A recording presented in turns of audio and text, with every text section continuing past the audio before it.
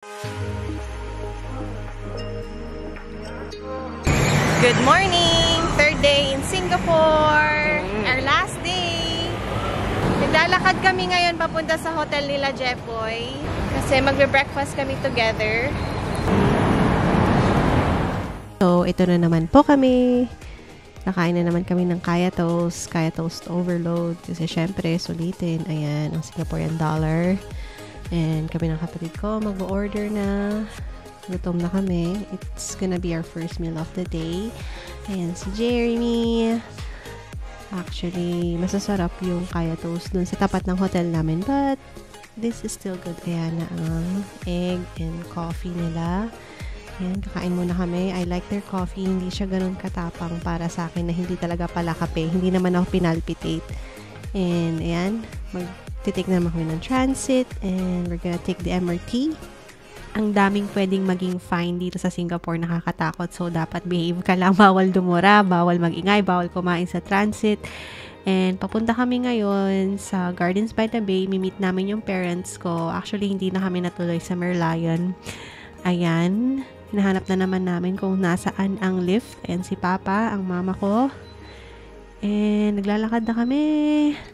Anong oras ba to? Nakalimutan ko na kung anong oras to, pero maaga kaming umalis para masulit namin yung araw. Ayan, pakyat na kami using the lift or elevator. Walang magawa. Panay hi-hi na lang.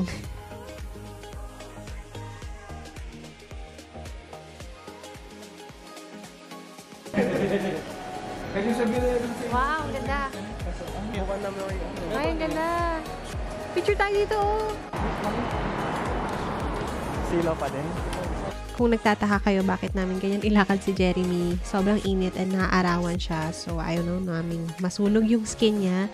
And ayan, walang tigil na naman ang lakaran. So, nag-stop muna kami dito sa, ewan ko kung ano to, nakalimutan ko na, but it's like a burger shack or something. And we ordered this we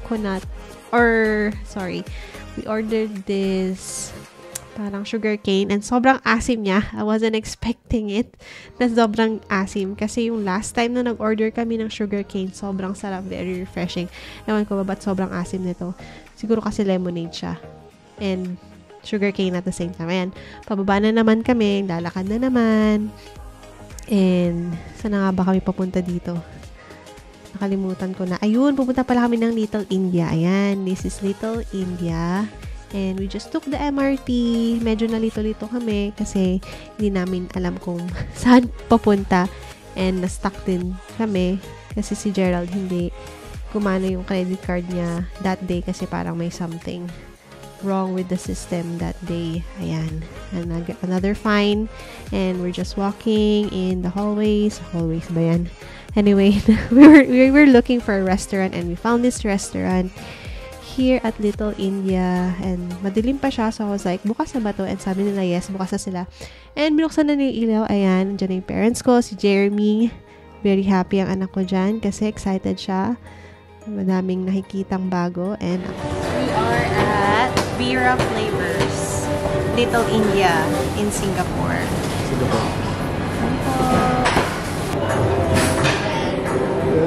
Ipin niya, oh.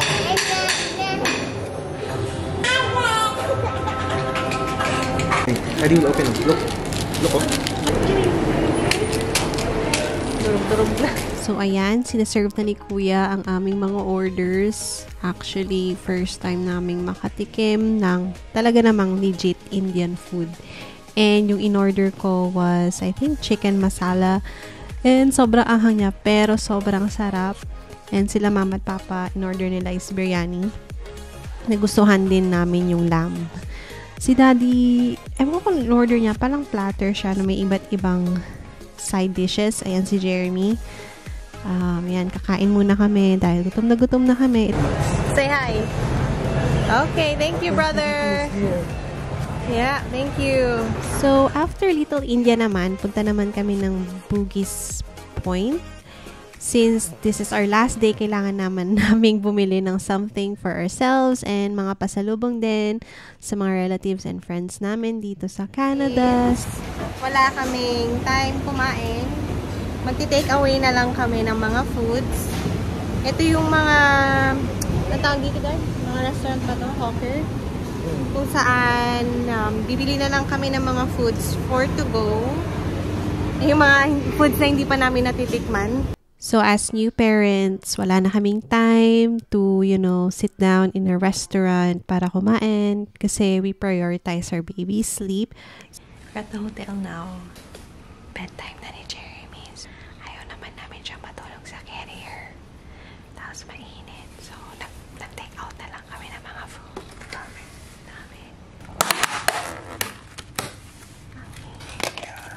So, yeah. Ay, hindi. Ito yung something sa, na may mega food court. Hindi ko alam kung ano yan. Nakalimutan na namin. Ito yung laksa. Ito yung mango salad. Ito yung soy beef noodles. Ayun na to. Parang chicken. Roasted chicken. Five pleasure rice. Ito yung cakes from Thailand. Kakain na muna kami mag-asama.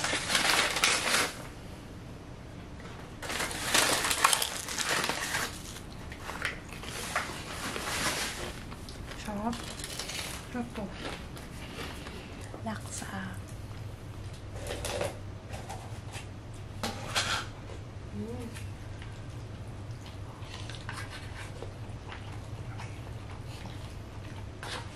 Ang sarap.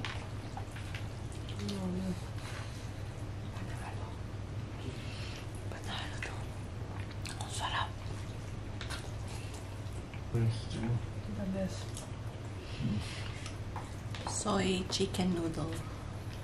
Let's try.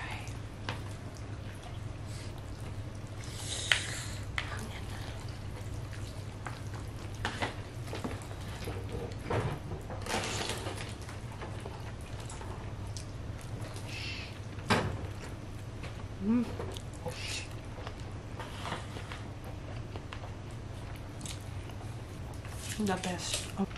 Laksa, soy chicken noodles. Alam mo, ngayon lang kami nakapag-travel talaga. Like out of the country, Asian country. And sobrang blessed kami na magkaroon ng opportunity na makatikim ng ganitong cuisine.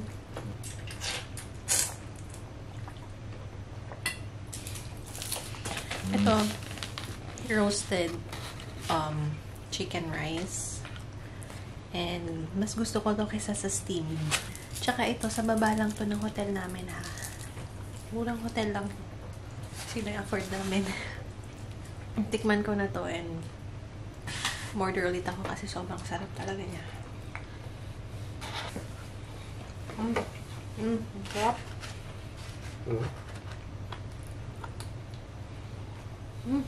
Nakabaw. Nakabili nga naman na.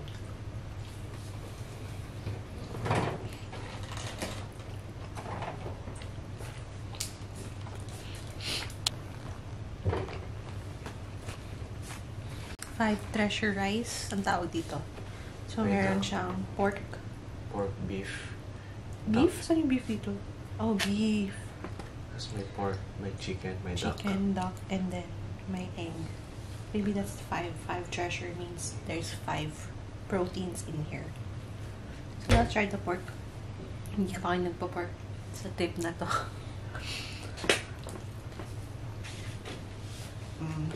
Kulong pa. But this is prawn cake. Subang mo na sauce.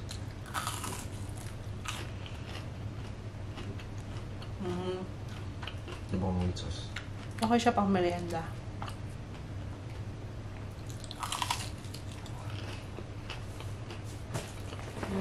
Okay siya pang may sauce.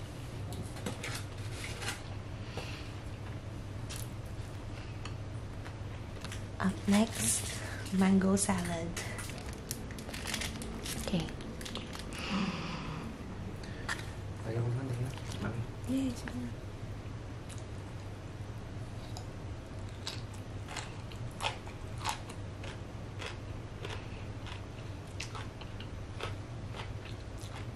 Okay lang siya. Asim. May Parang atsara. Yeah, pero Nalalasa mo yung mangga. mangga. Tsaka may pagka-peanut taste siya, no? Siya may konting kick ng spicy. Medyo spicy siya. Kasi may sili siyang red. So, yun guys. Dito na po natatapos ang vlog na ito.